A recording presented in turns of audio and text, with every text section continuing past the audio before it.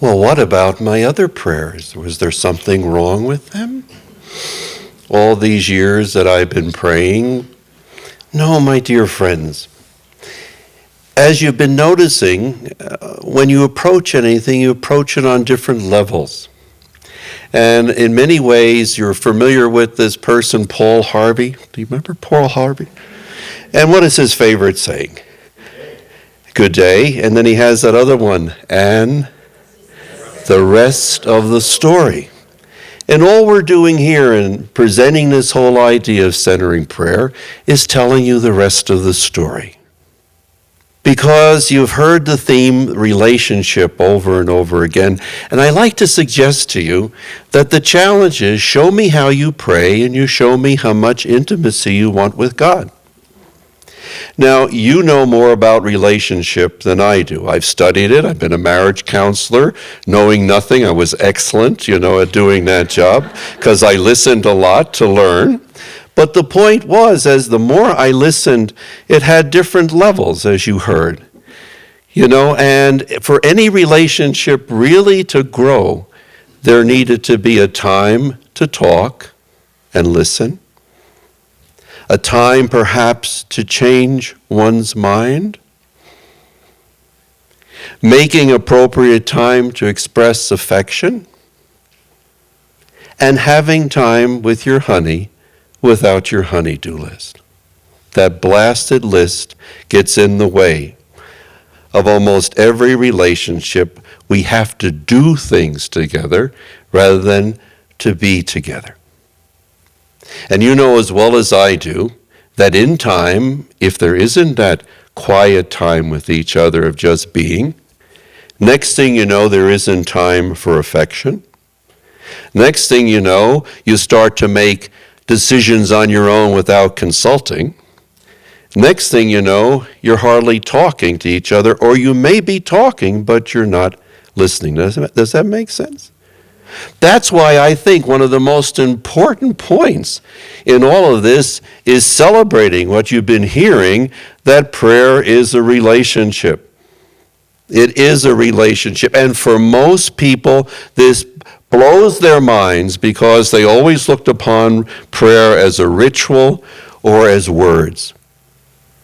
And so if we look upon prayer as a relationship, then let's explore this a little bit with little different types of prayer, if you would. Now, this is my own way of approaching this, but I think in a certain sense it bears some value. If all I do is pray my prayers, then in a certain sense, all I'm doing is talking. Talking at. Does that make sense? If all I do is say my prayers, go through all my prayers and at the end of the time finish and figure I've done what I've had to do. It'd be like a relationship that you might have with your beloved. And as long as they heard what I've had to say, that's the important thing. It's not interesting. I'm not interested in hearing what the other person's saying back to me. Now, I'm pushing the envelope a little bit here, And if you look at it in a certain sense, if all I do is pray my prayers, nothing wrong with that, please, because there's a lot of people who don't even make time to do that. If all I do is pray my prayers, then I think there's a subtle message we send into the relationship. And the subtle message is this: I want to stay in touch, but don't get too close. I want to stay in touch, don't get too close. I have it worked out fine. I'm saying good morning and good night and thank you for my food, but please, please, please, I'm 74 years old. I've arrived at perfection. Don't ask me now to change anything. Now, that may not be true, but in a sense, I think if you use that as a paradigm, if you just say your prayers, that's where the level of the relationship, a talking at. If one not only prays one's prayers or reads the scriptures and begins to ponder the power of the words, just think of the Our Father, forgive us our trespasses as we forgive those that trespass against us. Boy, if we live that, reconciliation would be very much the theme of the whole world. So the point is that if I pray my prayers and think about what I'm saying, just like in your own relationship, if you really ponder what your partner has said to you, then there's a chance that you begin to change your mind. You begin to change your point of view. And in the spiritual sense, and the changing of the view is putting on the mind of Christ. And the more I read of St. Paul, the more I hear him saying, put on the mind of Christ. And I would finish that, by saying, stop killing yourself with the way you're thinking, for goodness sakes. And we'll talk about thoughts in a little while. And if I not only pray my prayers, and in the praying ponder what I'm saying, or the ritual that I'm participating in and so on, but then respond from my heart in my own words, I mean, how would it be if you were in relationship with your beloved and every time you wanted to express some love to them, however that would be, you go to your file cabinet and bring out one of your favorite poems and say, oh, my beloved, how wonderful you are. I yearn for you day and night, night and day. If the beloved had half a brain, they would say, put the blasted page down, talk to me from your heart. I think God is bored.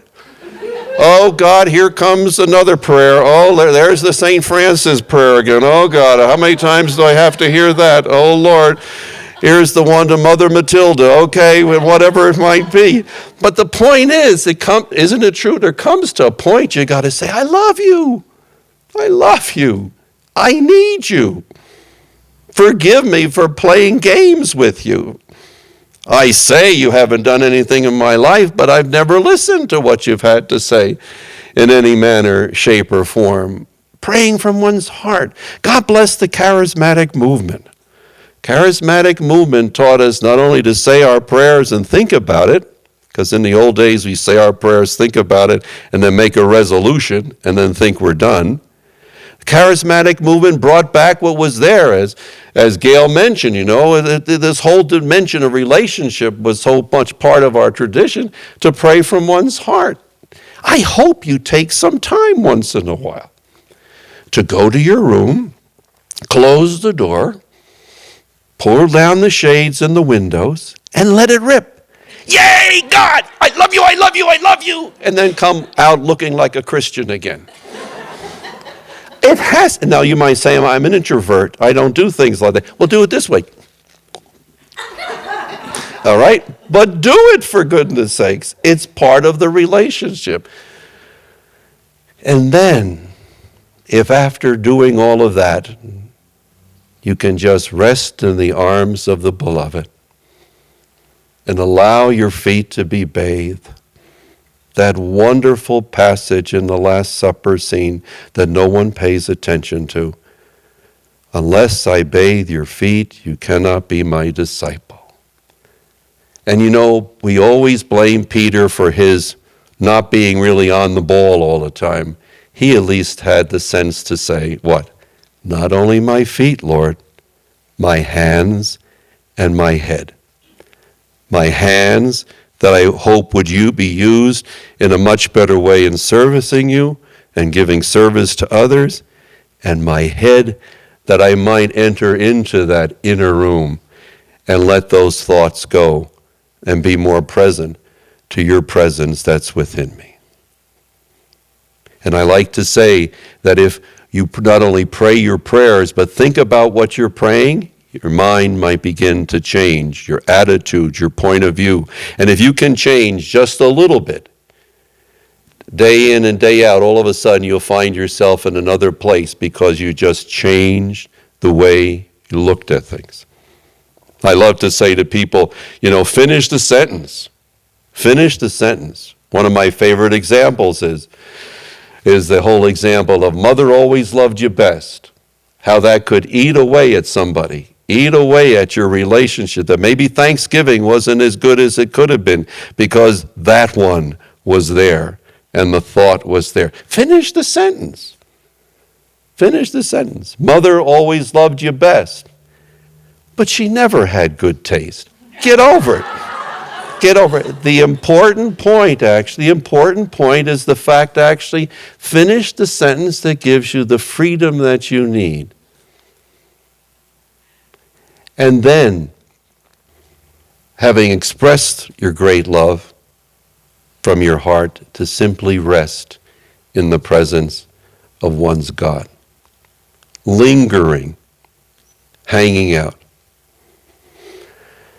One of the best examples in my life is my little niece Bonnie, who's now in her late 20s. But I would go to my sister's house, and she had 4 children. I would go to my sister's house, and I come in the door and I would say, Uncle Carl is here, Uncle Carl is here. I'm an introvert, you can tell that. Uncle Carl is here. The kids all come and they hug me and kiss me. Coming from an Italian family, there was always expressions of love. And then they would leave and little Bonnie would stay. And we would go to our Florida room and sit in that room. And she would sit on my lap. And she would tell me everything her mother told her not to tell me. And then she fell asleep. Her little head resting on my chest. And I'll be honest with you, I'll never forget that. Because I felt closeness to her like I never felt with the other kids. Although I loved them, we're talking about love and intimacy here. But that was a precious moment of her surrendering to Uncle Carl and just falling asleep. And I could, boom, boom, boom, boom, boom. And that little stinker, when she would wake up, she would pick up right where she left off. I could never figure that out. But moments, genuine moments of stillness do not come easy. And that's why we're talking about a discipline along with a relationship. Today we need to not only make the time, we need to carve out the time. It's so precious and so important to do. And when we talk about carving out time, many times people will say, well, that's awfully hard to do. And I always say the best time to do it is as you begin your day. You have your choice between gentle birth or cesarean section. Think of it. How can you function if your day begins with you being ripped out of the womb of your bed, thrown into the activity of the day, and you probably all of a sudden realize that you're walking maybe 3 or 4 hours after the day began, and that's the day you lose your keys, you forget things and everything. What does it take to begin the day with gentle birth, like the psalmists say, I awake to prevent the dawn, so that the dawn might rise inside of me before it even rises outside, so that I might have this stillness and experience the rest of the story. And in that rest of the story, we enter into those marvelous levels of silence. Exterior silence, interior silence, the beauty of the stillness that's in each one of us, that blossoms out into service and then simplifies our life. That all of a sudden we begin to see things with new eyes and hear things with new ears. Why? Because we finally decided, I want this relationship that's already there to grow so bad that I'm willing to make the time to allow it to happen, because I believe the beloved is calling me to this, and I hear it in my silent moments of my life so loud and clear that sometimes it's so awesome I don't really want to go back to it, because I'm afraid of what God's going to ask of me, as if you're having such a great time now.